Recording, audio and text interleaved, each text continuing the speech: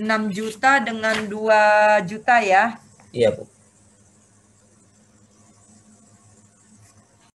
Halaman 164. Di mana uang tersebut digabung oleh kasir.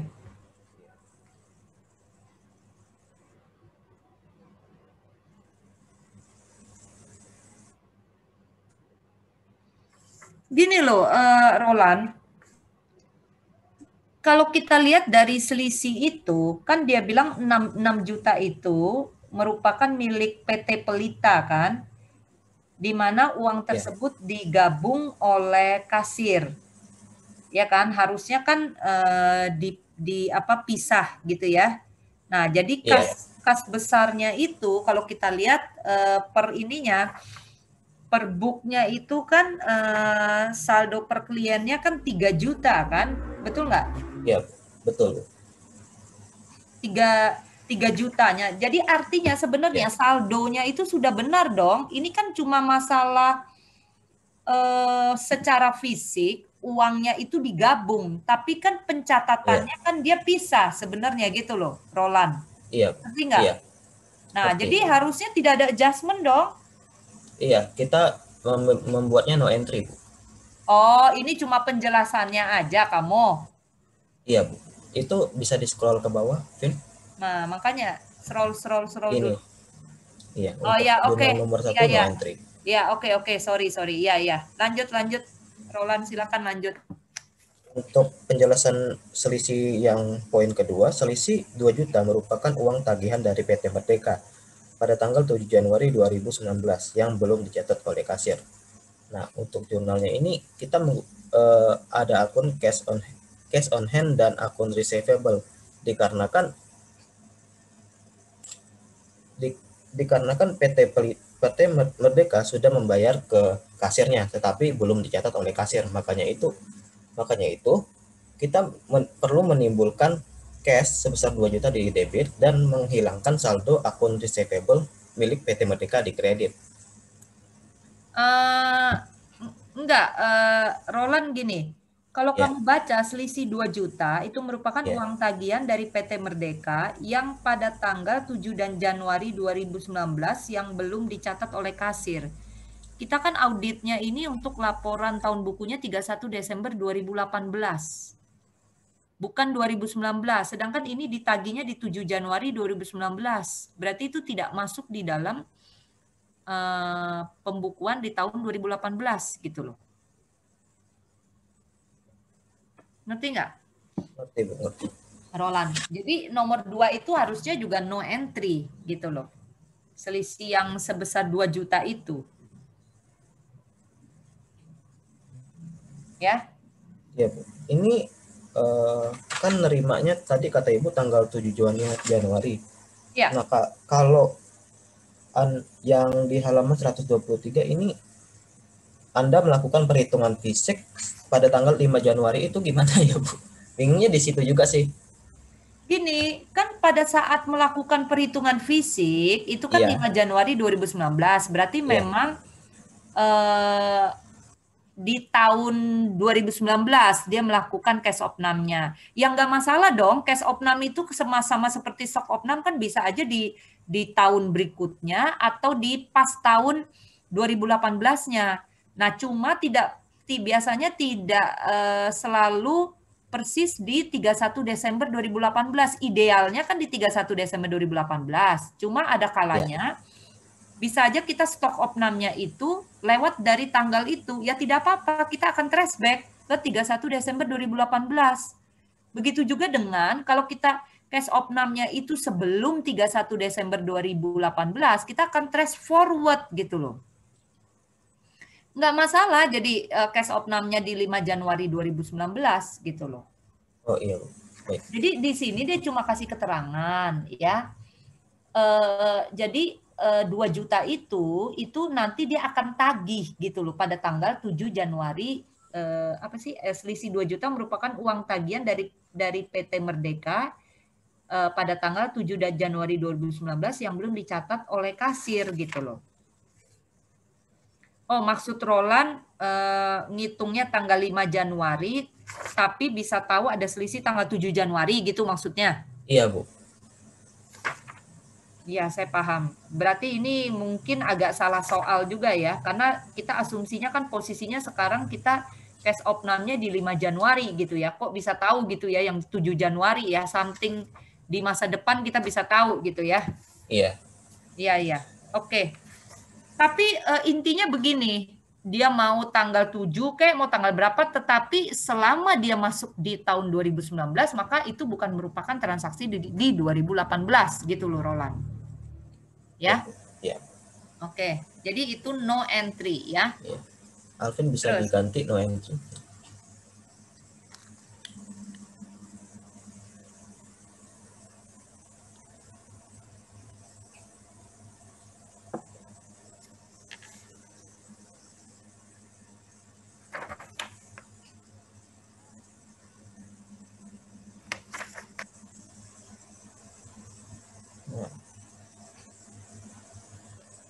Terus lanjut. Nah, selanjutnya adalah untuk perhitungan kas kecil secara fisik. Untuk perhitungannya seperti ini. Nah, terdapat selisih sebesar 300.000 antara perhitungan fisik dan nilai buku kas kecilnya. Berapa? 300.000? Iya, 300.000.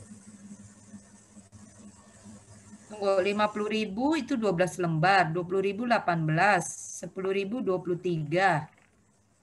Terus 5.000-nya ada 65.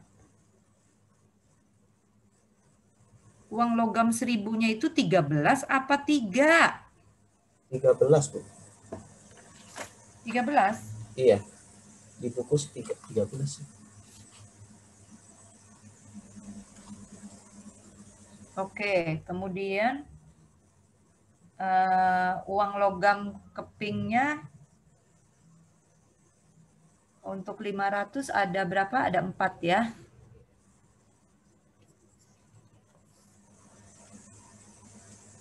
Oh ya, oke. Totalnya berapa itu? Uang kertasnya 1.515, kemudian uang logamnya 5 berapa? 15.000. 15.000. Uang logamnya 15.000. Oke. Jadi totalnya berapa tuh uang tunai? Uang tunainya tuh sebesar 1.530.000. 1.530.000. Oke. Terus? Nah, kemudian itu ada transaksi setelah tanggal 31 Desember 2018. Makanya itu kita trace back, dan hasil trace back itu sebesar 170.000 yang merupakan pengeluaran. Nah, untuk trace back kita kembalikan di kondisi di mana uang tersebut belum dikeluarkan. Jadi untuk itu kita menambah 170.000 itu menambah 1.530.000 yang menghasilkan 1.700.000. Nah, untuk selisihnya tuh sebesar 300. Sebentar. Iya. Itu yang lain-lain itu kan maksud kamu ada bon-bon yang belum diperhitungkan kan maksud kamu? Itu dapatnya berapa? 170.000? Iya, Bu. Yang di halaman berapa itu, Roland? Di halaman 124 bagian kas kecil, Bu.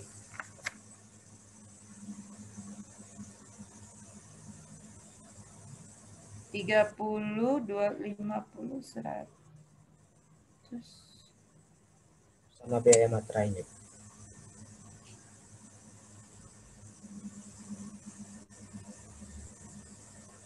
Kan 30 itu adalah yang 30.000 kan yang Januari. Terus yang 4 Januarinya 20.000. Ya. Meterainya 120.000.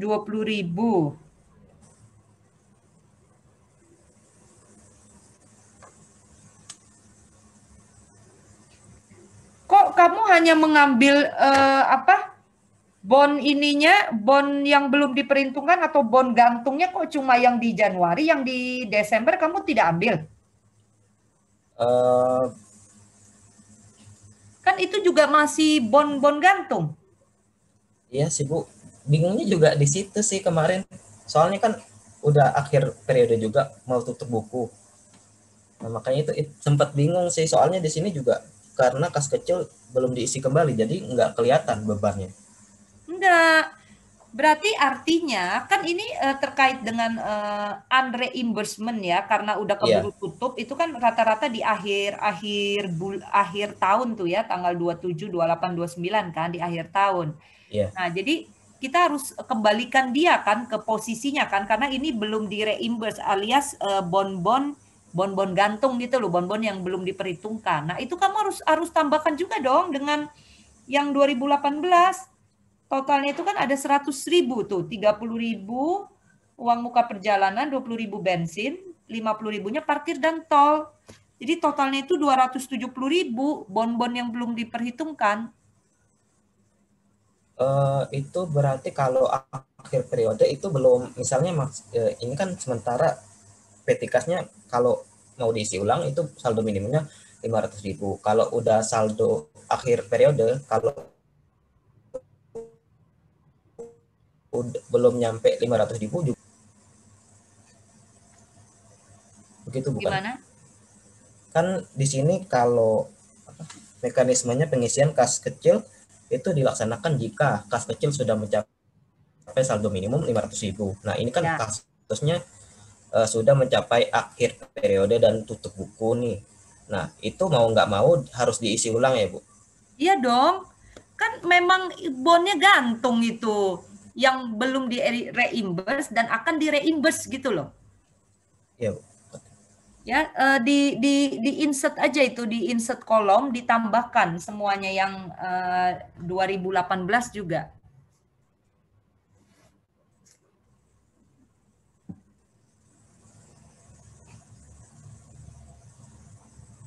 27 Desember 2018.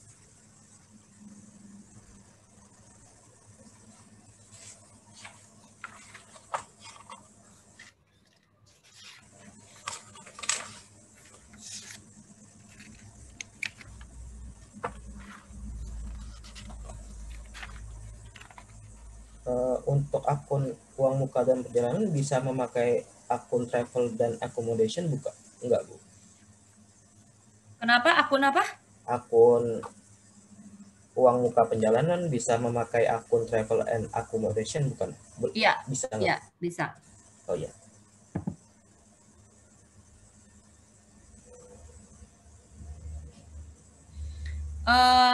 Kelompok 3 hari Iya. ini kita jurnalnya ya, kita batasi hanya untuk kas dulu ya. Oh iya, Yang untuk bank itu kan terkait rekonsiliasi semua. Jadi itu iya, saya rasa minggu depan aja. Karena nanti juga sama aja kan Anda juga harus tampilkan working paper-nya, gitu iya, kan? iya, Betul nggak? iya, Ya.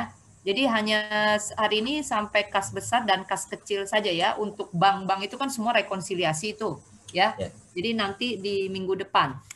Oh iya, Bu. Oh iya, Bu. Ini mau nanya lagi, Bu, sekalian, Iya, Bu. iya, Ini kan jadi selisih yang seharusnya kan 200.000. Nah, iya. berarti ini bener nggak, Bu, jurnalnya itu, Bu? Selisih kas pada peti cash sebesar 200.000. Jadi kan selisihnya kan 200.000 ya. Iya, 200.000. Kamu jurnalnya apa? selisih kas pada peti cash. Cash apa itu? Cash Cash shortage. shortage. Iya, Nah, ada istilah cash shortage. Gini, kalau kas selisih ya biasanya iya. itu akan menjadi tanggung jawab si kasir ya, karena ini kan selisihnya selisih kurang ya, betul nggak, Roland? Eh, Iya kan? Kalau ini sih kayaknya ini selisih lebih sih, Bu. Kok So- selisih lebih gimana? Soalnya kalau di saldo buku Ibu Patricia kan 2 juta, sedangkan Ya. pemeriksaan fisik seharusnya kan 1.800.000. Lah iya, berarti kan kurang 200.000 dong, kok malah lebih? Bukannya harus mengikuti pemeriksaan fisik ya, Bu? Iya, pemeriksaan fisik itu kan kenyataannya itu Iya, 1.800.000. Nah, iya. tetapi di pembukuan, di accountingnya di pembukuan 2 juta. Jadi artinya apa? Tetap yang ada di pembukuan itu harus dipertanggungjawabkan dong. kalau sekarang semuanya mengikuti hasil petty cash, hasil cash opnam, berarti nanti uangnya bisa hilang-hilang dong. Di pembukuan 5 juta ternyata di cash opnamnya hanya 3 juta. Oh, berarti yang diakui 3 juta aja. 2 jutanya hilang entah kemana gitu. Kan nggak bisa begitu, Roland. Paham nggak maksud saya, Roland? Justru kenapa dilakukan cash opnam ya, itu untuk mengecek gitu kan. Benar nggak nih uangnya segini? Kan harusnya uangnya itu sesuai dengan apa yang dicatat oleh accounting dong, saldonya 2 juta. Tetapi dalam kenyataannya setelah dihitung ya, di fisiknya ternyata cuma 1.800.000. Nah, berarti 200.000-nya kemana nih? Gitu loh. Berarti kan kasir harus Oh iya iya iya mempertanggungjawabkan. iya. Iya iya, ngerti ngerti ngerti. Paham nggak, Roland? Paham paham Bukan Bu, nangkep. bukan berarti kalau cek fisik misalnya ternyata uangnya cuma 1 juta. Oh, berarti yang benernya 1 juta. Ya kalau gitu mah kasir bisa make duit perusahaan dong, duit petty cash buat macem-macem dong. Kalau gitu kan tidak bisa gitu loh, Roland.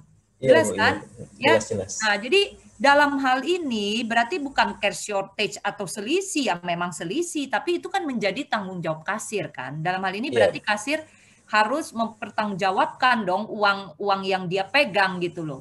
Nah, berarti apa jurnalnya debitnya yang lebih Di benar? debitnya untuk itu berarti ada receivable ya Bu? Yes, betul. Piutang lain-lain, berarti itu nanti akan ditagih ke si kasir. Atau mungkin Iya. nanti perusahaan bisa langsung potong gajinya kasir gitu loh istilahnya. Ya, jelas ya? Iya.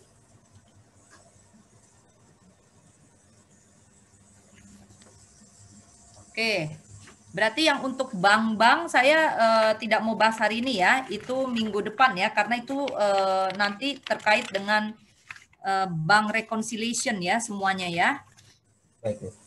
Terus apalagi sekarang selain kas besar, kas kecil, nggak ada lagi ya? Yang lain bank ya, kalau nggak salah Iya, ya. yang rekon bank sama investasi saham dan deposito. Ada deposito? Deposito untuk deposito sih nggak ada itu apa nggak ada penyesuaiannya Bu. Soalnya udah dibukukan dalam periode berjalan. Udah dibukukan ya dalam Iya. periode berjalan. Terus yang investasi dalam saham? Itu ada jurnalnya Bu. Kalau untuk investasi dalam saham. Ada jurnal ya? Iya. Yang itu kan ada terjadi kenaikan dan penurunan harga saham Bu.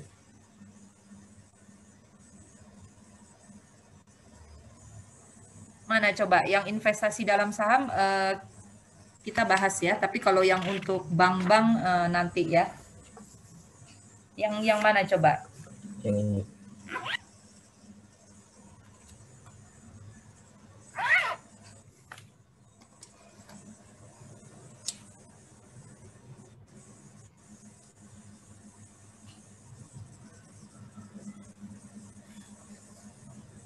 Silakan, ayo dibahas. Sahamnya ada apa? Kok saham PT Gudang? PT Gudang apa PT Garam?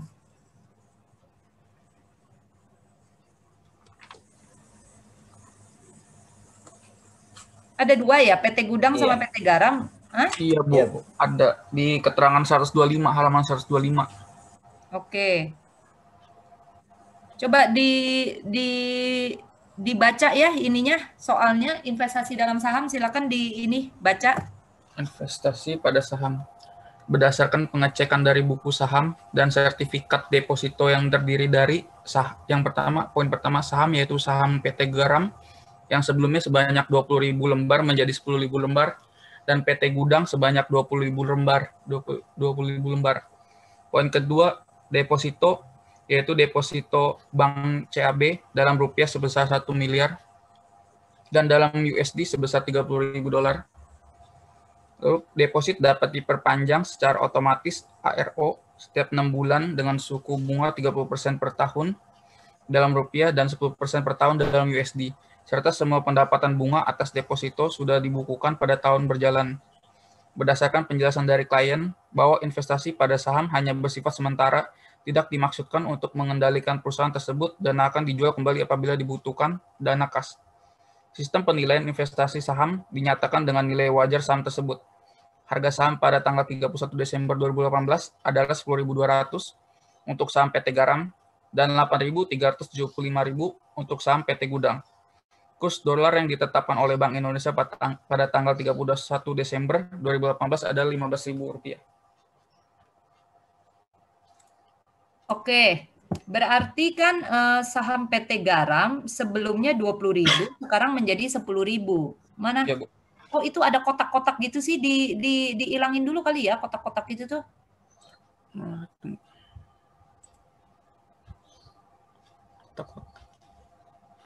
Oke. Itu Alvin mungkin bisa stop screen dulu kali buat ngilangin kotak-kotaknya. Oh, coba. Stop share.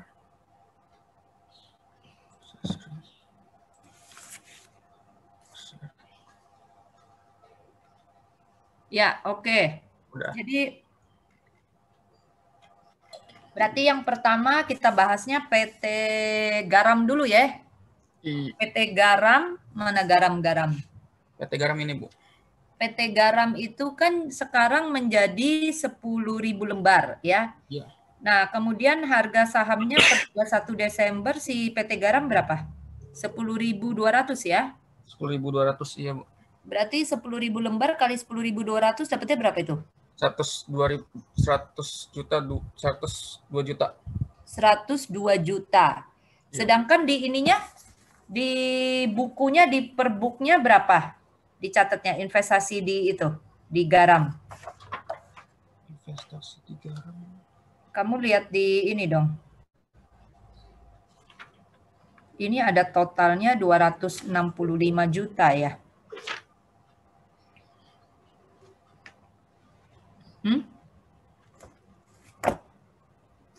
Dia itunya investasinya 205 juta. Dapat dari mana kamu 105? PT Garam di tanggal 2 bulan 5 2018. Dari mana, Alvin? Halaman 123, Bu.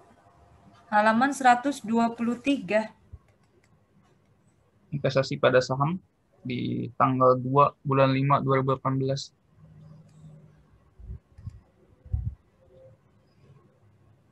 Oh, gini. Ini kan investasi pada sahamnya, kalau kamu lihat di halaman 123, dia kan secara total tuh ya, saldonya kan 265 juta kan, betul nggak? Ya. Iya, Bu. Nah, di mana diketahui bahwa PT Garam itu 10.000 lembar, PT Gudang 20.000 lembar. Nah, sekarang untuk PT Garam itu kan 102 juta ya, 10.000 kita kali 10.200. Kemudian untuk PT Gudangnya, mana Gudang? 20.000 kita kali 20.000 kita kali 8.375 ya.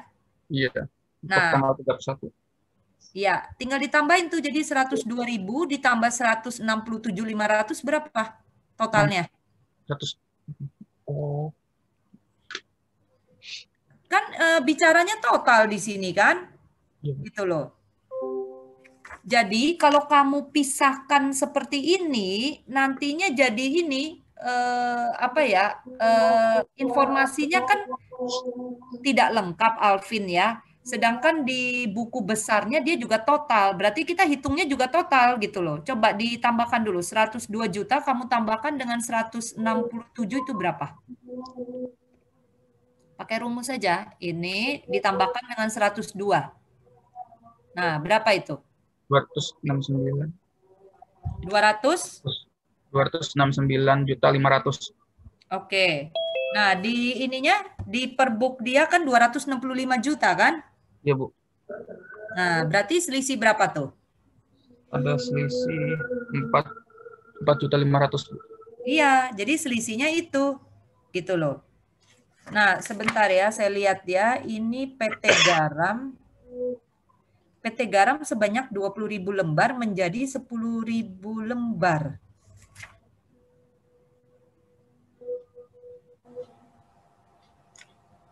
20.000 menjadi 10.000. Ada keterangan nggak penjualan?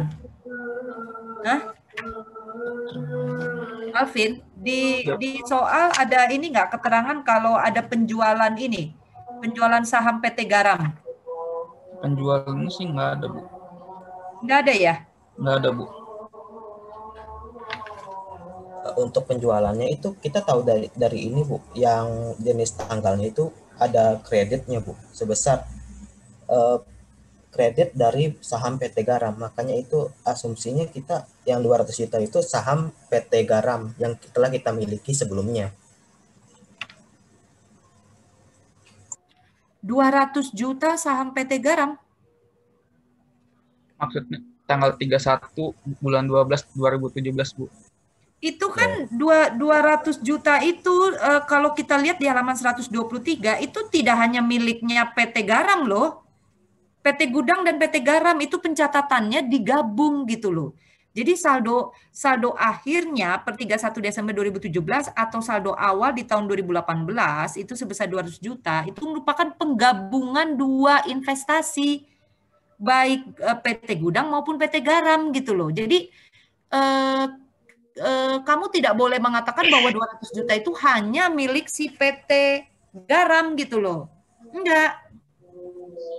Jadi pembukuan dia tuh tidak dipisahkan gitu loh, Alvin. Ngerti nggak? Iya, Bu. Digabung gitu. Jadi kita waktu menghitungnya juga harus digabung. Gitu loh. Nah, cuma sekarang gini pertanyaan saya, dikatakan kan di sini sampai PT Garam sebelumnya 20.000 lembar, menjadi 10.000 lembar. Nah, apakah di soal ini ada diberikan keterangan bahwa terjadi penjualan saham PT Garam sebesar 10.000? Kan dari 20.000 menjadi 10.000, berarti ada yang dijual dong 10.000 kan? Ada nggak keterangan itu? Nggak ada. Nggak ada. Nggak ada. Nah, berarti kalau tidak ada ya, berarti kalau tidak ada transaksi penjualan, berarti ya ini soalnya ada yang salah. Berarti kita asumsinya masih tetap jumlahnya 20.000 untuk PT Garam. Gitu loh. Sebentar ya, tunggu dulu. Nilai ininya berapa sih? Harga saham pada tanggal, nilai wajarnya PT Garam jadi 10.000 ya. 10.000 kita kali 10.200. Jadi 102 juta ya untuk PT Garam 102. Kemudian untuk PT Gudang itu ada 20.000. Ya kan? Ya, Bu. Dari 20.000 kita kali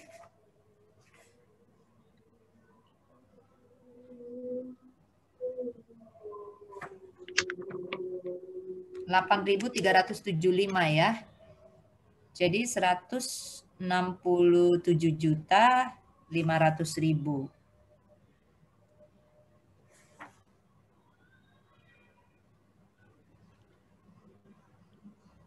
Iya, secara total aja Alvin, hitungnya Alvin. Berarti 102 sama 167 ya? Iya, Bu. Jadi totalnya adalah 269 ya. Oke. PT Garam itu 10.200 ya. Kok ini dia 10.000 kali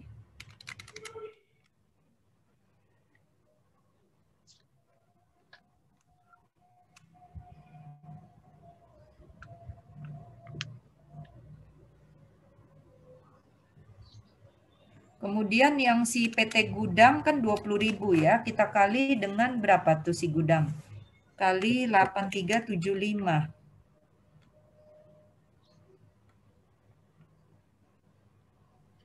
Bu.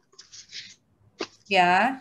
Di bagian tabel halaman 123 itu kan ada penjualan kredit tanggal 2 bulan 5. Nah, itu kan 10.000 lembar saham PT Garam. Kita anggapannya itu kreditnya itu melakukan penjualan saham, Bu. Adanya penjualan. Soalnya nilai-nilai total saldo akhirnya itu juga dapatnya dari 200 juta tambah 170 dikurangin 105. Berarti kita anggapnya ada penjualan saham di tanggal 2 bulan 5, Bu. Iya, iya, betul. Betul itu kan.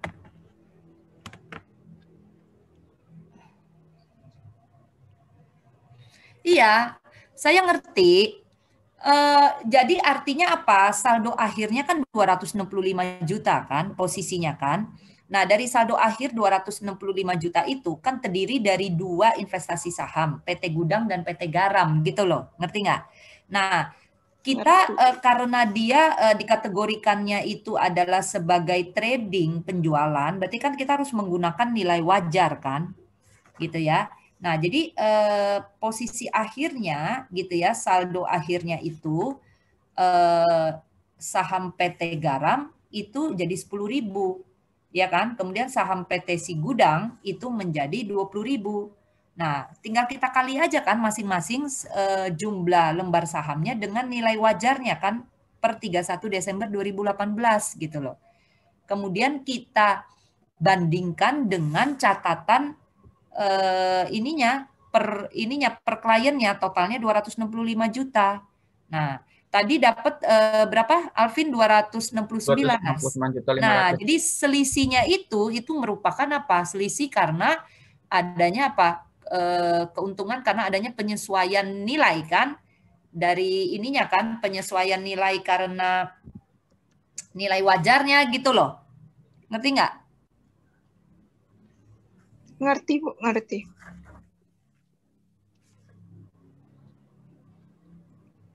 Gitu ya.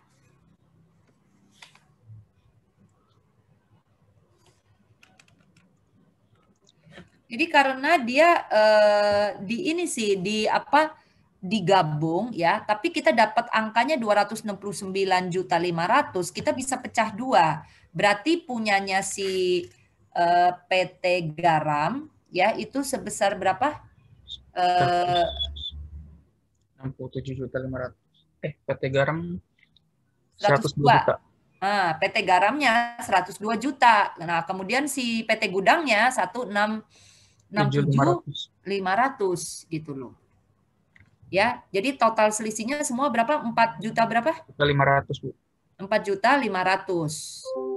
Nah, kalau kamu pisah-pisah dapatnya berapa kamu? 2.500.000.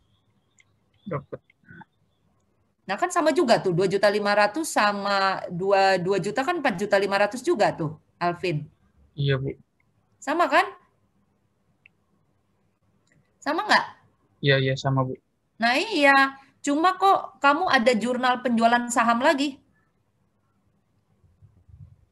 Tidak perlu itu jurnal penjualan saham karena dia kan sudah di pembukuannya kan sudah dikreditkan, sudah dikurangkan itu.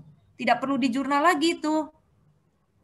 Jadi jurnalnya cukup yang 2 juta sama 2.500.000 gitu loh. Ngerti kan? Iya. Oke, kalau kamu mau pisah begini, ya kalau mau dipisah juga boleh. Jadi jurnalnya masing-masing ya. Untuk PT Gudang sendiri, PT Garam sendiri. Jadi PT Gudang 2.500.000, si PT Garamnya 2 juta. 2 juta gitu loh. Iya, hasilnya kan sama tuh, 4.500.000 kan? Iya, Bu.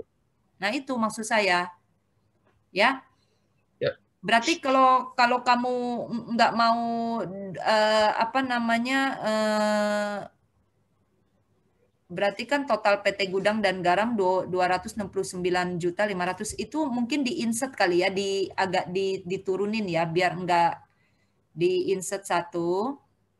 Nah, biar dipisahkan begitu gitu loh. Jadi dapat 4.500.000 juga bisa dari ini caranya totalnya gitu loh ya, 269.500 dikurangin 2.665. Gitu ya, Alvin, jelas kan? Ya, Bu, jelas. Ya. Jadi untuk jurnal penjualannya tidak perlu kita jurnal lagi. Kenapa? Karena di buku ininya kan sudah ada kreditnya tuh. Dia sudah memang udah kurangin dengan adanya penjualan sebesar 10.000 gitu. Jadi yang kita lihat akhirnya aja. Ya. Oke, ada pertanyaan? Berarti jurnalnya sudah benar ya. Kalau mau dipisahkan juga boleh. masing-masing ya. Ya, Bu. Ada lagi? Nggak ada dong, berarti udah selesai ya. Kalau deposito kan udah sama, cuma investasi dalam saham. Yang untuk bank kita bahas minggu depan ya, Alvin ya. Baik, Bu. Siap, Bu. Oke, jadi adjustment-nya ada berapa banyak tuh? Coba kembali ke adjustment. Berarti baru petty cash tadi sama investasi dalam saham ya. Itu mesti dihilangin tuh cash on Iya, Bu. hand-nya ya. Berarti baru 2 ya. Ada receivable pada petty cash 200.000 sama yang tadi saham ya. Itu belum dimasukin ya jurnal sahamnya ya kamu ya. Jurnal sahamnya ada, Bu, di sini, Bu. Ntar paling yang ini ntar dihilangin yang tadi. Ya, oke kalau gitu. Ya, ntar dirapihin ya Alvin ya. Iya, Bu. Oke, untuk kelompok lain ada yang mau ditanyakan nggak? Jadi kita sudah bahas tadi petty cash ya, kas kecil, kas besar, kemudian sama investasi dalam bentuk saham ya. Nah, untuk bank, rekonsiliasi bank itu akan dibahas sekalian minggu depan bersamaan dengan working paper-nya ya. Jadi nanti working paper-nya kelompok 3 ya. Kamu akan membahas, sebentar ya, saya lihat ya, working paper berarti modul 4 ya. Halaman 82 ya. Tolong ditulis ya Alvin ya, halaman 82.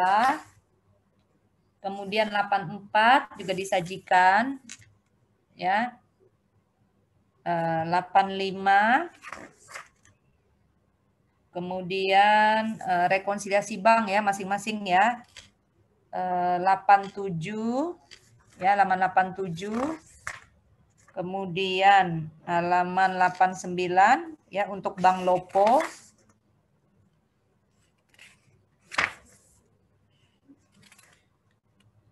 Kemudian surat harga ya, halaman 92.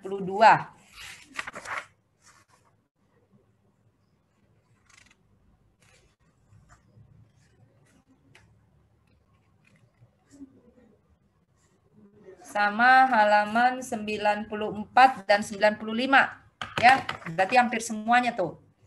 Ditulis nggak Alvin?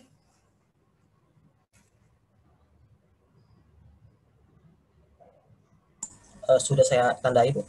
Ya, 94 sama 95 ya. Roland ya. Oke. Iya, Bu. Jadi rekonsiliasi banknya kan ada Bank CAB, Bank CAB, Bank BCA, sama Bank Lopo ya. Betul nggak? Sama Bank Lipo ya. Ada 4 ya banknya ya? Banknya ada. Ya, Bu, Bank Lopo, Bank CAB. BCA juga ada kan ya? CAB sama Bank Lopo. CAB sama Lopo doang, Bu. Oh gitu. 2 doang sih, Bu. Iya, Bu. 2 ya. Oh, berarti kalau si Bank BCA sama Bank Lipo itu sudah bukannya ada Bank BCA sama Bank Lipo? Nggak ada, Bu, di sini, Bu. Nggak ada, Bu. Kalau dilihat dari halaman 126 sama halaman 128 cuma ada Bank Lopo sama Bank CAB, Bu. Yang ini Bank Lopo, Bank CAB, ini bank apa ini? Ini Bank CAB juga ya ini? Iya, Bu. Itu untuk, Bu, rekening korannya, Bu. Ada Yang rekening. halaman 129, 128 itu Bank CAB. Iya, CAB sama Bank Lopo, Bu. Itu rekening korannya. Sama itu rekening korannya, Bu. Buku banknya. Oh gitu. Saya kok ada baca BCA dengan Lipo? BCA. Nggak ada ya? Nggak ada, Bu. Ada. CAB dengan Lopo ya. Oh iya betul. Iya. Karena di working paper di kertas kerjanya juga cuma ada Bank CAB sama Bank Lopo. Ya, jadi jelas ya, halaman 84, kok 84, 82. Ya, 82, 84, 85, 87, 89, 92, 94 dan 95. Iya, betul. Ya, jadi itu nanti working paper yang kamu sajikan minggu depan ya. Adjustment kita sudah bahas untuk kas kecil dengan investasi pada saham, berarti cuma tinggal yang rekonsiliasi bank aja. Gitu ya. Oke, ya. Oke, Ya, ada Bu. pertanyaan nggak yang lain? Silakan. Bu, izin bertanya, Bu. Iya, siapa nih? Heni ya. Kenapa Heni? Ini kan minggu depan kelompok 3 ya. Kelompok 3 kan nyajiin yang buat yang working paper-nya kan. Nah, untuk yang kelompok 4 kita siapin yang adjustment-nya juga nggak, Bu? Nggak usah. Nanti yang kelompok 4 langsung aja setelah UTS. Oh, Ya. oke deh, Bu. Ya, Siap-siap. jadi minggu depan hanya kelompok 3 saja. Setelah itu nanti saya akan jelaskan mengenai UTS. Oke, Bu. Baik. Ya. Makasih ya, Bu. Oke, jadi nanti kelompok 4 nanti setelah UTS ya. Oke, Bu. Makasih. Oke, ada lagi yang mau bertanya?